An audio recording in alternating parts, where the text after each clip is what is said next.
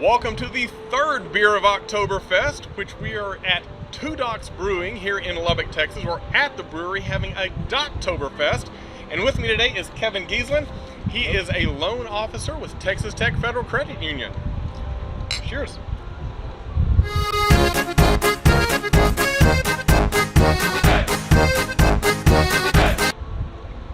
All right, Kevin, so I know you make all kinds of loans for homes. But one of the ones that you are very passionate about is investment property loans. Yes, sir. Yes, sir. Tell us a little bit about that. What does it take to get into an investment property? How does that work? Perfect. So first thing first, an investment property is basically purchasing a home for someone else to live in. So the tenant would be living in your property, paying you rent to offset that payment and hopefully make extra money. So first thing first, for an investment property, a lot of folks may be thinking I can get into a 0 down or 3.5% down or something like that. It typically will take 20% down.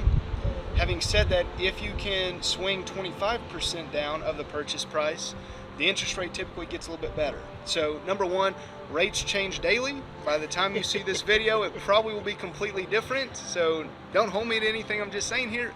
However, as of today, the interest rate on a 20% down investment property was 3.75. 25% down would get you 3.375. So not a big difference. Depending on someone's situation, maybe that difference matters or maybe it doesn't. And not a huge difference based on the current interest rates for a home buyer. I mean, it's correct. more, and Yes, it's sir. always going to be more, right? Correct. Yes, sir. Yes, sir. So kind of perspective here. We went on kind of a buying frenzy in about December of 2019, I believe it was. My investment property rate was 5.625. So when I say the 3.75, you're like, whoa, I thought they were at 2.5 or 3%. No, it's not as low as a primary residence. However, definitely a lot better than it was prior to COVID. So yeah, absolutely. So interest rates are still very good, though. Yes, sir. Yeah, because like you said, just a few months before COVID started, you were at what, 5.25, 5.5? Right around 5.25, something like that. Yeah. Yes, sir. And we'd bought one a few months prior to that at 4.5, which we thought was fantastic. Amazing, right? And now you're talking about 3.75 something. That's still a fantastic rate. Yes, sir. Yes, sir. Yeah, Absolutely. Yeah. So Absolutely. interest rate's nothing to sneeze at. That's correct. Yes, sir. Yes, sir. So the thing that I've always talked to my friends about, or when they're asking me about why do you have rental property, because my wife and I have several as well. Sure thing. They're always concerned about that 2 a.m. phone call. Right. Where it's like, hey, my toilet stopped up. I've never had a 2 a.m. phone call, but That's good news. that's good. That's news, perfect. right? Perfect. It's not the Step phone forward. call you want. Right. But there are a lot of benefits to it. Sure thing. I mean, Sure there may be some drawbacks, and we can talk about those a bit. But tell us about the benefits of owning a rental property. And, Sure. And if you don't mind, and particularly investing in Lubbock, Texas. Why invest in Lubbock? Absolutely. So first thing first, a lot of folks I've talked to, they're thinking about stocks or thinking about investment property rentals. Which one should I do? A lot of folks like the fact that you can drive by it. So not that I would, but I could drive by my house 7 times a day, make sure the yard's getting taken care of, no one's doing anything they shouldn't be doing, or whatever. Basically, it's an asset that you can touch. So that's the first thing a lot of folks do enjoy. An asset you control, Exactly. as opposed to a stock that a board of directors that you may not know controls. Absolutely. Absolutely. So having that close touch is a good thing. Yes, sir. Yes, sir. Honestly, kind of along those lines with Lubbock is I know some folks that invest in California and or Dallas. You can't just drive across the street and go see your house. So in Lubbock, while Lubbock is growing and there's a little bit more traffic, you can pretty much go see whatever rental you have in town in 15-minute, 20-minute drive. So one benefit of there. Second benefit as far as Lubbock, the healthcare here, the students at Texas Tech, not only Texas Tech, but South Plains, Vista College, Wayland, LCU. I mean, there's a lot of students here. So as far as rentals in particular, though, the first benefit I could think of is appreciation. Now, basically what appreciation is, the value of the home is increasing over time. At least hopefully it is. So But that goes back to you having control over it. That's correct. You can help control that. That's correct. So so my first home I bought about 6 or so years ago. I bought it for $109. I just had it appraised to do a loan against it, and it appraised at $153.5. So within a matter of 6 years, the value increased by $45,000. Pretty nice there. So, second benefit would be buy down. Yeah, that's basically, yes, I have a loan against the property, but every month as the tenant's paying rent, they're actually paying that loan down each month. I have an Excel sheet at my home. My favorite day of the month is the 22nd. I get all my bills. I walk in with the mail with a big old smile on my face, and my wife Megan already knows what I'm there for. I plug in each month how much someone else is paying down my debt. So it's pretty awesome there. Third thing would be the cash flow. This is what a lot of folks really think about. So if I rent out my home for $1,500 a month and the payment's $1,000, basically I have an extra $500 that I can pocket before repairs or vacancies or anything like that. Then the last item here I was going to shoot at real fast would be tax benefits. So taxes are a little bit different than the actual market itself. Where I was saying that the market appreciates and the value of the home goes up, you actually get to do tax write-offs for depreciation. Theoretically speaking, this the home is an asset that over time should have more wear and tear. So looking at it from that side view, the value should actually be decreasing. Now, I'm not a tax expert. Ask your CPA for any questions like that. Having said that, you can write off certain things for your rentals, and then that can help you get a little bit back when it comes tax season. Right. Absolutely. So I always ask all of my tax questions to my CPA. Hey, Greg, I'm sure he gets tired of it sometimes, but that's what he is an expert in. Ask the expert. You're an expert in loans. I'm an expert in real estate. He's an expert in just like your CPA. Ask the question of the expert. Yes, sir. Yeah. Yes, sir. Yeah. That is it. That is it. So you talked about you have people in Dallas can't drive by and see their properties, but you have investors from Dallas, from California. You have a lot of people investing in the Lubbock market. Yes, I've always thought it's a good thing to invest in your own market. Sure. Buy where you live and invest there. Do you feel like with all these investors that the market's getting saturated in any way?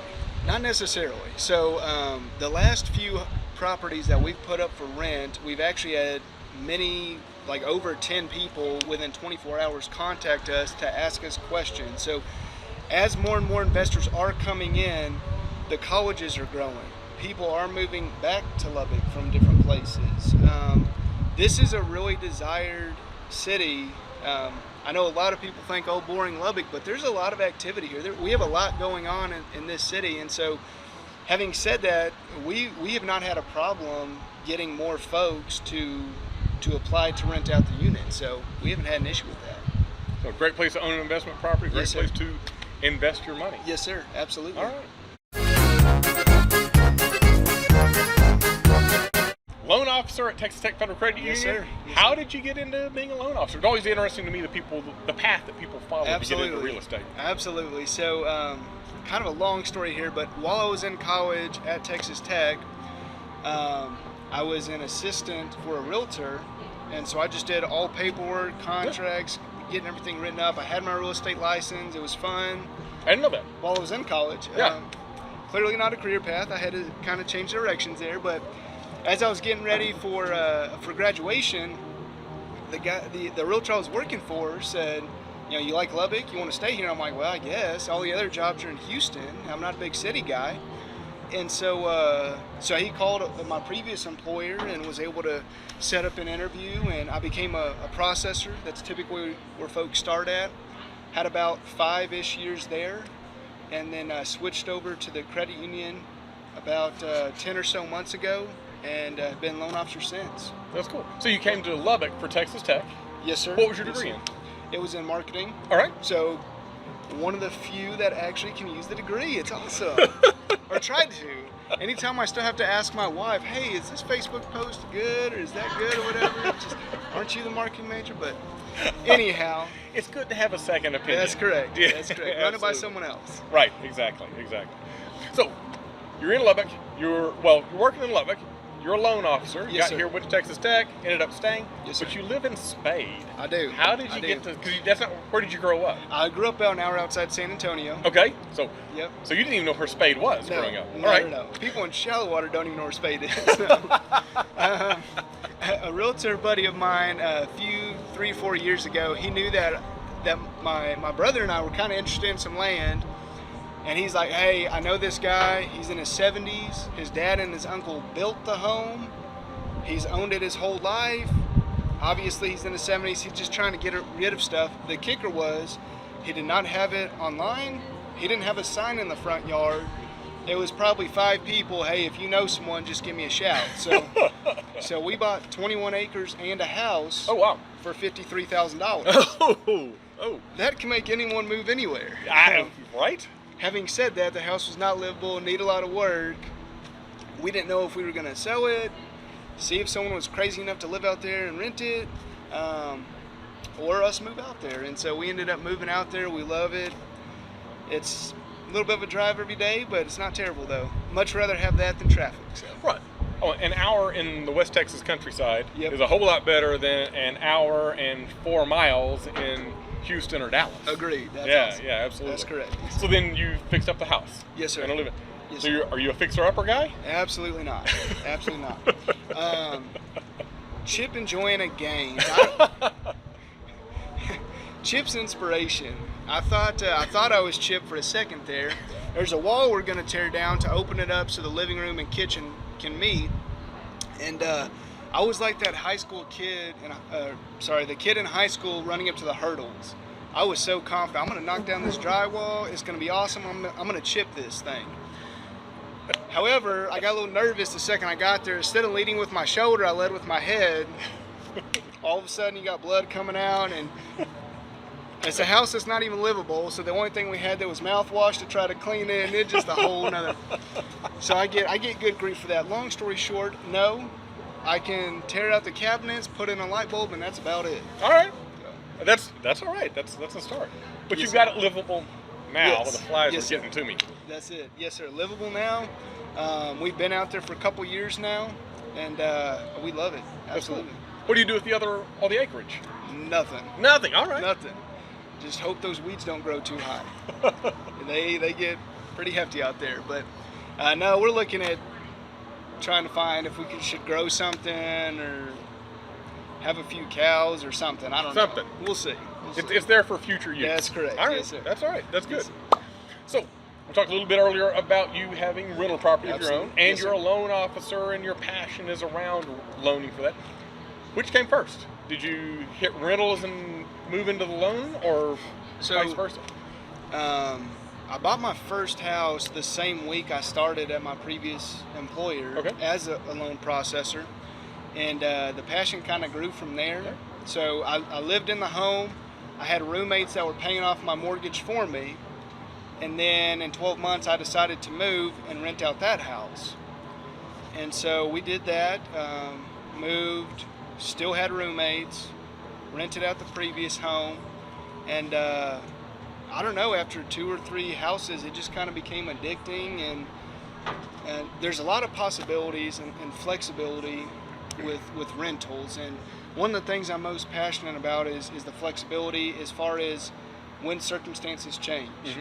So originally I was hoping to have one house every 2 years. First I wanted 3 houses by the time I was 40 paid off. And then I decided, you know what, we'll buy one house every 2 years.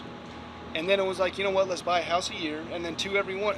It just kind of snowball effect, and it's fun to make money, right? So it's something cool to talk about, fun to make money. You can see it, so there's a lot to love there. That's cool. So tell us about the very first one you got. How did that come about? Where did the light switch flick and you decided I'm buying this, and how'd you find it? It was really the roommates of having someone else pay off your house. So I put my first house on a 15-year note. Basically just means it's going to be paid off in 15. At that point, all I pay is taxes and insurance. And so utilities and that 15-year note, including taxes and insurance, was $13.50 a month. As it turns out, I had a 4-bedroom home, 3 roommates paying $4.50 flat. So for that first 12 months out of college, I lived rent-free while owning something. And so at that point, I'm like, literally someone else is paying this debt for me.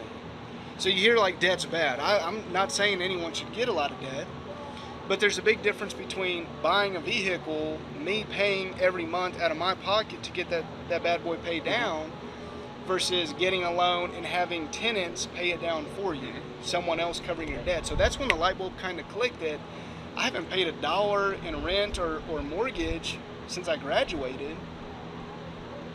Surely this works. Let me see what else I can do with it. So it just kind of expanded from there. That's cool. How many do you have now? My wife and I have 8 rentals, and my buddy and I have 5 more. 5. Yes, So sir. you're doing that separately. Correct. Yes, sir. Yes, sir. I remember you saying something about you guys manage your own. Yes, sir. But Yes, you sir. have a property manager for the properties that you and your buddy have. That's correct. That's correct. My buddy and I, he's busy. I'm busy. We got a lot going on. There's a lot of, hey, did you follow up? No. Did you? No. Well, it just kind of gets a little jumbled. We decided to go ahead and let a property manager take it over. When people ask, are they expensive? My answer is, yes, they are expensive, but are they worth it? Yeah. So for some folks, no. For other folks, yes. And in our particular case, it is worth it. And that property manager, basically, they'll screen folks, they'll get the lease set up, they'll show the home, they'll do any phone call. The AC stopped working, call the property manager. I don't get any phone calls for that. Call the property manager. So property manager takes care of mine and my buddies, mine and my wife's. My wife is a saint. She takes care of the majority of it. I get to smile real big and show up every once in a while, but for the most part, she handles it. So who does all the maintenance on the ones that you and your wife own? Well, the light bulbs I do. Okay. Because I'm good at screwing Good the light bulbs. bulbs, all right. Right. I put a microwave in. Took me 3.5 hours, and then I realized, okay, I'd rather pay someone. So, so I've got 2 or 3 handymen. One guy is awesome. He takes care of it right away. Super good price. If for some reason he's tied up and can't make it, I've got 1 or 2 other folks I can call. So getting into rentals, it is important to have certain people in place. You have the realtor in place, you have the lender in place, but also the handyman, the plumber, the electrician. It never fails. We have a curse. So every Memorial Day Friday and Saturday, I think the last 3 years, we've had legit 3 ACs every Saturday that Memorial Day weekend. So the good thing is I already had the AC people's numbers ready, the plumber, whoever.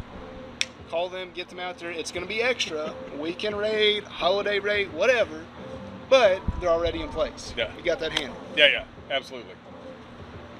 Well, that's definitely good to have that. But it sounds to me like, and this is a huge thing for you, you got the cash flow coming in, and we talked about that a little bit Yes, earlier. sir. You got the cash flow coming in the property. With the cash flow, especially on those that you and your buddy own together and have a property management for, that cash flow is covering the property management fee, because those guys aren't doing it for free. They're not doing it out of the goodness of their hearts. And it's covering all your expenses. Correct. Yes, sir. And you're still cash flowing. That's some. right. Yes, Or sir. you're still at least making some money out Yes, of sir. that. Yes, sir. And all those maintenance fees, you're not going and doing that yourself. So there's a way to get into this investment market without spending all your time or all your money. Absolutely. The other thing I mentioned to a lot of folks, because a lot of people ask me what you just touched on there. What if I don't do property management? What does it look like? Well, my biggest thing there, and I made my fair share of mistakes. I've lost a ton of money by messing up. If you want to know how to mess up, chances are I probably did it in some way, shape, or form. All that to say, learn from someone else's dime. And so, so for myself, what I tell most folks that ask about that is if you do a good job finding the tenant, then for the most part, that next 12 months is pretty simple. Yeah. I spend 30 minutes with one tenant each month, and that's by choice. These guys, young guys, they're awesome. They've been in the same house for 5 years. They don't pay me over any electronic payment. I enjoy talking to them. So I drive over there, we say, hey, how you doing, whatever. But short of that, I mean, on average, we probably get 1 phone call every 3 months per house. Yeah. So you're not really spending a crazy amount of time as long as that tenant is a good one up front. Yeah. So you've never had the 2 a.m. plunger? Not 2 a.m. Not 2 a.m. Not 2 a.m. I've glad you said that. So make sure that you set expectations with the tenant up front. Yeah. So something I've done a poor job on, again, is learn from someone else's mistakes. Look, if something is wrong with the AC or plumbing or electricity, everybody needs to be cool or warm, whatever the case may be, contact me right away. Yeah. Can't tell you how many times someone messaged me at 5:15, hey, the AC's out. Well, guess what? Now I'm paying overtime fees because you didn't tell me that 5 hours ago when you noticed it. Yeah. So haven't had the 2 a.m. I've had a few 9 p.m., maybe 1 or 2 10 p.m. Most of the time it's a text, and so you can kind of read it and see, if it's an AC or if something's leaking, got to get that bad boy fixed. But if it's simply, I got a text today about the outlet not working for the microwave, that can wait a few days. Sure. So not a big deal. So not nearly as bad as a lot of people might make it out to be. Right. Well, it sounds like you're a pretty busy guy. What do you and your wife like to do when you're not either chasing down real estate or chasing down mortgages? Well, I talk about houses all day. Yeah, right? So, Yeah. so That's a fun hobby. She gets good at putting earplugs in, I guess. No, as boring as this sounds, I like sitting on my tractor just shredding away.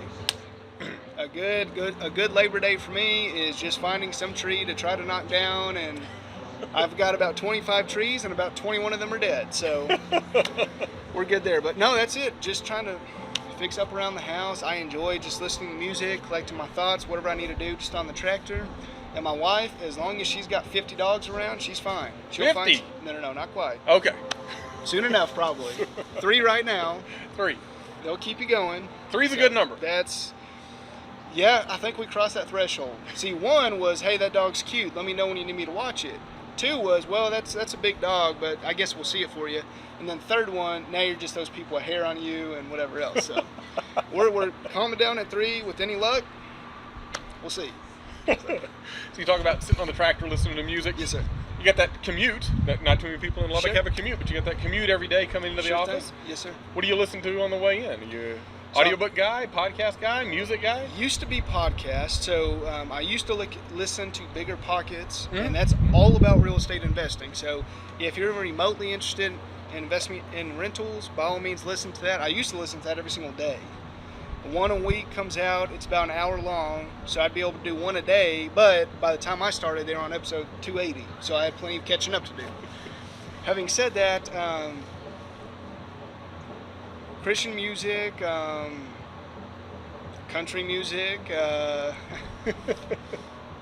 Les Brown is a really good motivational speaker. Absolutely. And I'm not a morning person, so I don't necessarily need a pick-me-up, but I need like someone exciting going on in the morning. So it could be Texas Tech Red Raiders actually winning a game, like playing the 4th quarter. That would get me all pumped up. But Les Brown, he just talks really loud and really fast. I'm like, all right. Try to get ready for the day. So that's typically what does it for me. That's cool. Yes, well, sir. hey, man, thank you for coming out and chatting with me. Absolutely. Thanks for enjoying the beer here Absolutely. at Two Yes, Docs sir. Brewery, Yes, sir. Doktoberfest. Come out and have one, and hopefully we'll be talking to you soon. Appreciate it, sir. Thanks, man. Thank you.